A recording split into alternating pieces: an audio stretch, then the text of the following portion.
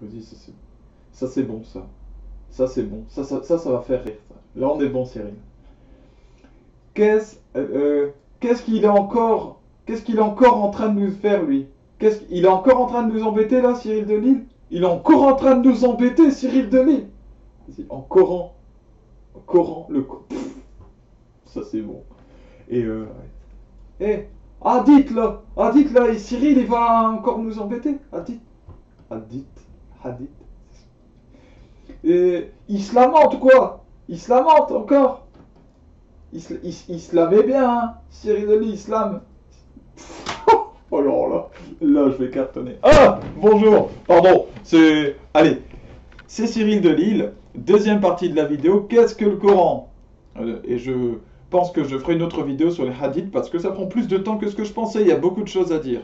Entrons dans le vif du sujet. Le Coran et les hadiths, qui forment l'ensemble des premières écritures islamiques, ont beaucoup de points de convergence avec la Bible. Ça ne vous a pas échappé. Et d'ailleurs, il y a beaucoup de personnes qui le disent, hein, beaucoup de musulmans qui me disent, mais finalement, c'est la même chose, on a beaucoup de points communs entre les textes. Eh oui, mais c'est vrai. Comment l'expliquer? Est-ce que c'est parce que c'est la même révélation, c'est le même Dieu qui a donné les mêmes révélations à ceux qui ont écrit la Bible et ceux qui ont écrit le Coran? Ben déjà non. Mahomet était entouré de juifs. Il faut le savoir, c'est très important. Il y avait des juifs, il y avait même des chrétiens autour de lui. Et les juifs, par exemple, détenaient le monopole culturel à Yathrib Médine, bien avant le début de l'islam. Donc ça, c'est quelque chose qu'il faut bien avoir en tête. Ensuite, par exemple, il y a un hadith qui rapporte que Omar vit un juif qui récitait un passage de la Torah. D'accord, qui le récitait comme ça, parce qu'en ce temps-là, il n'y avait pas encore l'écriture, donc c'était pas écrit. Cela lui plut. Bah, est-ce qu'il y avait déjà l'écriture d'ailleurs? Non, il n'y avait pas encore l'imprimerie, voilà. Cela lui plut et il se le fit recopier sur un parchemin. Il alla le rapporter à Mahomet et lui le rabroua, donc il le remit à sa place en disant c'est moi qui suis votre prophète. Donc là, il y a quand même, on sent une forme de volonté d'être le prophète, même si les autres ne sont pas d'accord. Bon. Les premiers musulmans, dont Mahomet, connaissent la Bible et les évangiles et en ont tiré leur profit. Voilà. Voilà la triste vérité. Tout comme des responsables de sectes ont fait la même chose, ont tiré les évangiles, des évangiles, ce qui leur plaisait, ont manipulé. Voilà. Mais c'est ce qui s'est passé. Ils ont repris des passages et ils les ont réécrits à leur sauce pour faire le Coran. Voilà. Ils polémiquent en ce temps-là avec les premiers musulmans, polémiquent avec les juifs et les chrétiens, tout en empruntant des choses à leur texte. Voilà, qu'ils adaptent à leur propre croyance. Vous voyez? Non, toi, c'est pas bien, c'est pas. Tu t'en voir ton texte? Voilà. Là, comme ça, c'est bien.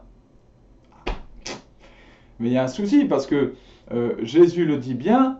Celui qui ajoute ou qui retire une seule parole à ces paroles fait l'œuvre de l'Antichrist. Donc, ce n'est pas possible que le Coran, qui a été refaçonné par des hommes, soit la parole de Dieu.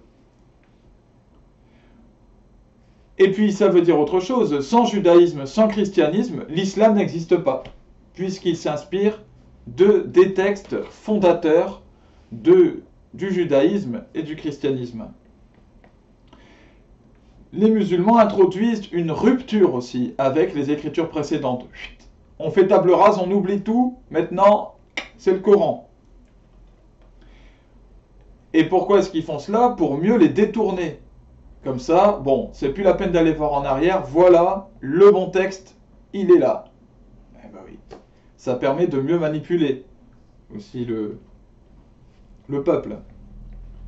Donc, il y a des versions transformées de Jésus, hein, Issa, de Moïse, d'Abraham, voilà. Et le reste, tout ce qui est différent, tout ce qui est...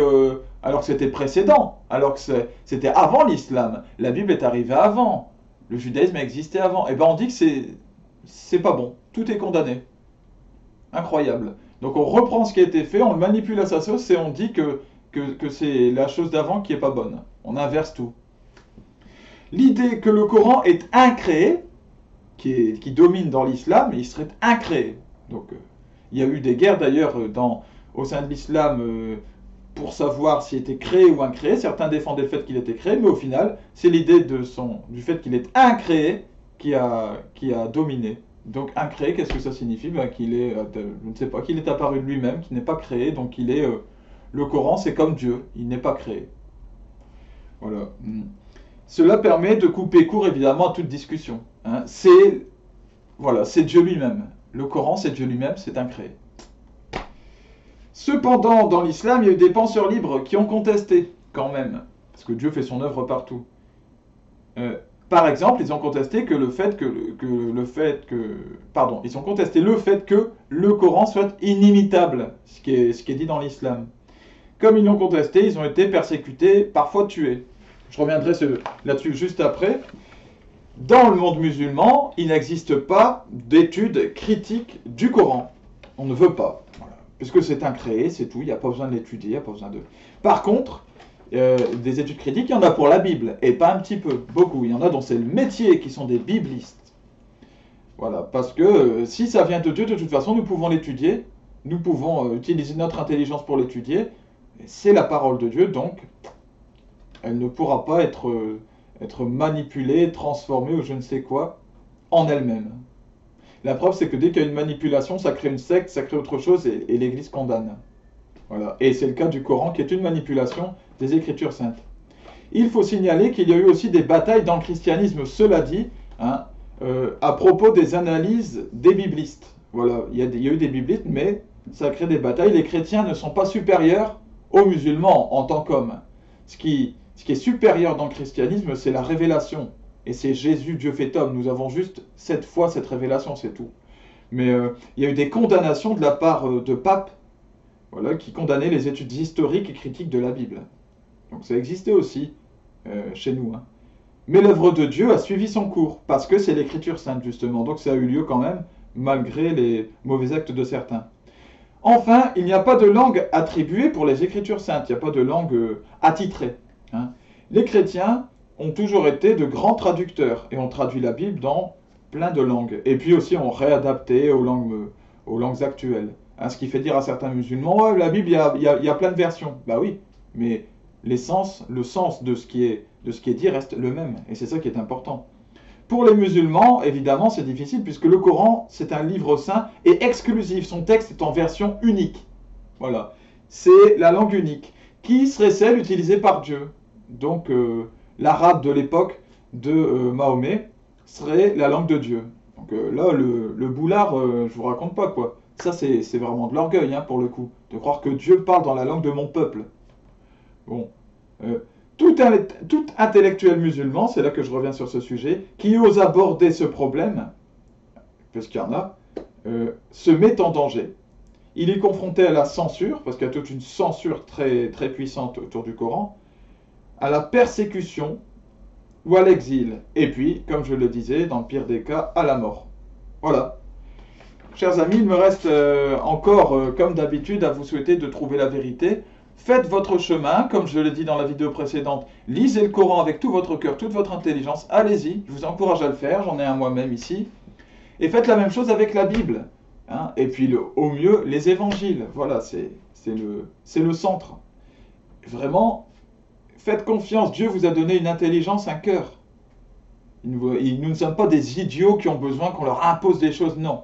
Sinon, Dieu se serait montré dès le départ tel qu'en lui-même, paf, il ne serait pas passé par un livre, etc., s'il y avait besoin d'imposer les choses. Là, c'est parce qu'il veut qu'on adhère, par notre intelligence, notre compréhension. Faites-le. Je vous encourage à le faire, à faire cette analyse. Puis voilà, vous verrez bien. Vous verrez bien ce que vous en tirez comme conclusion. Il n'y a rien à perdre. Après, si vous avez peur de le faire, vous avez peur de quitter l'islam, peur de contrevenir, ce que je comprends parce que vous pouvez vivre des persécutions, cela dit. Mais la peur, non. Il ne faut pas avoir peur. Il faut avoir conscience de ça. Mais il faut aller au bout de la vérité. Il faut essayer de connaître Dieu et de le comprendre. C'est ce qu'il y a de plus important. Et c'est plus important que des persécutions de certains ou que de vouloir rester accroché à l'islam absolument parce que ça serait trop difficile d'accepter que l'islam puisse être faux et qu'il puisse y avoir des erreurs. Non, le plus important c'est la vérité et c'est l'accès à Dieu. Maintenant, vous avez le droit de penser le contraire, tant pis pour vous, vous vous perdez. Voilà, et ce n'est pas ce que je souhaite, donc que Dieu vous bénisse par son Fils Jésus-Christ, et puis j'espère qu'il y aura un christianisme arabe, un christianisme euh, maghrébin, vous voyez? Parce que ça, ce sera merveilleux. Avec la culture maghrébine, un christianisme, ça va donner quelque chose de... Je suis vraiment persuadé de ça, de fantastique, et de tout à fait neuf, avec un nouveau goût plus épicé. Voilà. À bientôt les amis, et puis soyez bénis, vous et tous ceux qui habitent votre cœur. À bientôt.